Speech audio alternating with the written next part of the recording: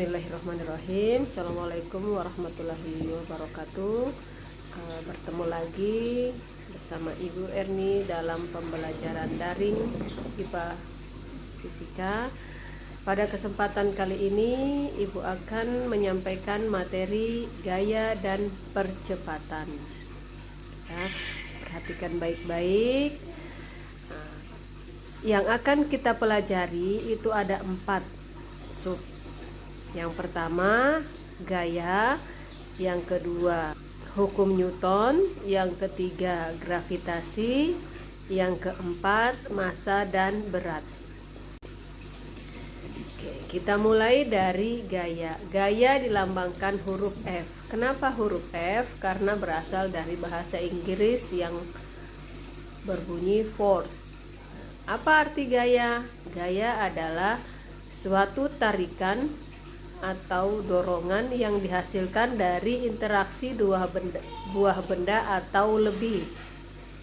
Ya, jadi gaya itu tarikan atau dorongan. Gaya dibagi 2. Ada gaya sentuh dan ada gaya tak sentuh. Contoh gaya sentuh itu yang kita lihat pada gambar. Ada gaya dorong, ada gaya tarik, kemudian ada gaya gesek, ada gaya normal. Ini semua merupakan gaya sentuh. Ya, kenapa? Karena terjadi persentuhan antara kedua benda. Makanya disebut sebagai gaya sentuh. Berikutnya ada contoh gaya tak sentuh. Misalnya magnet. Kenapa? Magnet bisa menarik benda tanpa terjadi persentuhan. Kemudian gaya gravitasi juga begitu. Dan gaya listrik statis. Itu semua merupakan contoh gaya tak sentuh. Artinya gaya yang ditimbulkan tidak berasal dari sentuhan benda. Oke, berikutnya resultan gaya. Pada suatu benda bisa diberikan lebih dari satu gaya. Gaya-gaya yang bekerja pada suatu benda dijumlahkan untuk menentukan total gaya. Kalian sekarang perhatikan, di sini ada 2 orang tarik menarik. Nah, ini nanti hasil dari tarik menarik itu akan terdapat resultan gaya. Hal-hal yang perlu diperhatikan dalam menjumlahkan gaya itu yang pertama arah gaya dan nilai gaya. Kemungkinan saja arahnya bisa ke kanan dan bisa ke kiri, ke atas ataupun ke bawah. Yang kedua menjumlahkan gaya sebidang terlebih dahulu. Karena bisa saja satu gaya atau satu bidang itu memiliki beberapa gaya. Oke, yang ketiga jika diperlukan menggunakan teorema Pythagoras. Yang ketiga biasanya akan kita temukan lagi di sekolah menengah atas atau SMA. Untuk kalian hanya sebatas arah gaya dan nilai gaya, kemudian menjumlahkan sebidang gaya terlebih dahulu. Ini saja. Oke, sekarang ada contoh soal. Nah, di sini kita lihat 25 Newton ke kiri dan 20 Newton ke kiri juga. Dan ditarik lagi 50 Newton ke kanan. Ini benda kotak. Nah, yang pertanyaannya, tentukan resultan gaya dan arah gerak benda. Perhatikan, tulis dulu F1-nya 25 Newton, F2-nya 20 Newton, dan F3-nya 50 Newton. Kita tahu F1 dan F2 itu ke kiri dan F3 ke kanan. Apa yang ditanya? Ternyata resultan gayanya. Resultan gaya itu kita singkat dengan sigma F. Oke, bagaimana caranya? Sigma F itu sama dengan F3. Kenapa kita mulai dari F3? Karena nilai F3 itu lebih besar dari F1 dan F2. Dikurang, kenapa dikurang? Karena berlawanan arah. Sedangkan F1 ditambah F2 itu dijumlah karena dia searah. Maka 50 dikurang 25 tambah 20 sama dengan 5 Newton. Itulah hasil dari resultan gaya yang bekerja pada kotak ini. Yang berikutnya kita lanjut dengan hukum Newton. Hukum Newton terbagi 3. Ada hukum 1, hukum Newton 2, hukum Newton 3. Bunyi hukum Newton 1, suatu benda akan tetap diam atau bergerak dengan kecepatan tetap kecuali ada gaya luar yang bekerja pada benda tersebut, atau biasa juga hukum Newton disebut juga sebagai hukum kelembaman. Benda itu akan terus diam atau terus bergerak tanpa ada gaya luar yang bekerja. Oke, sekarang kita lihat contoh hukum 1 Newton. Ini dia contoh hukum 1 Newton. Nah, perhatikan. Nah, mobil ditarik. Nah, itu kenapa? Nah, bendanya terhempas.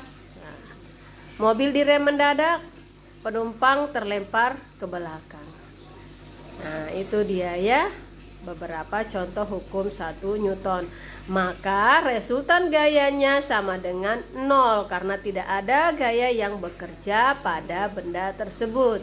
Nah, ini dia tadi yang Ibu bilang kelembaman atau inersia, kecenderungan benda untuk melawan perubahan dalam gerakannya.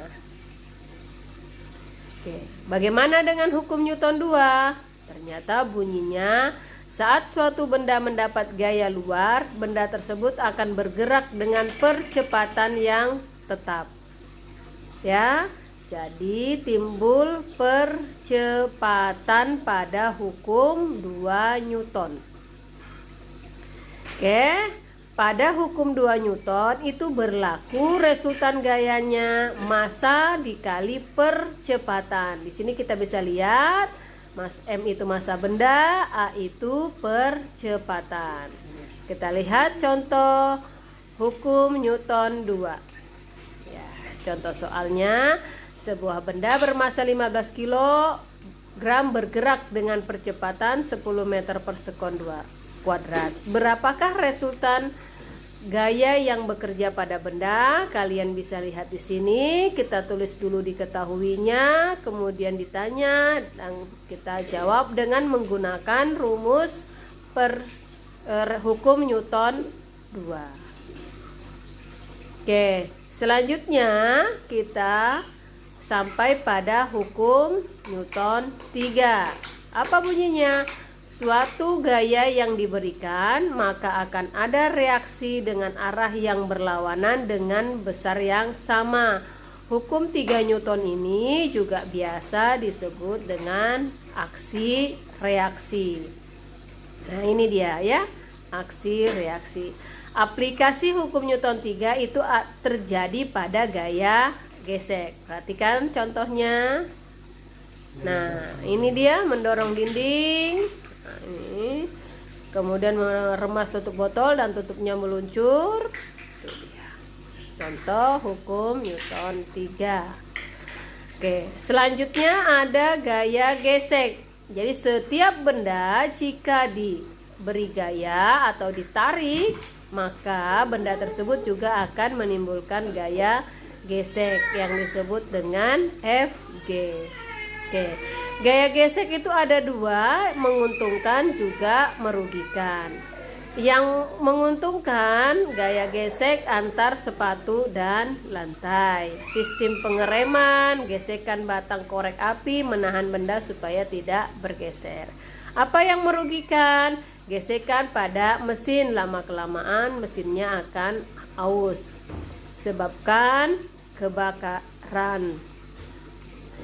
Kemudian benda jadi terkikis. Yang berikutnya, kulit bergesekan dengan benda kasar akan menjadi luka. Gravitasi.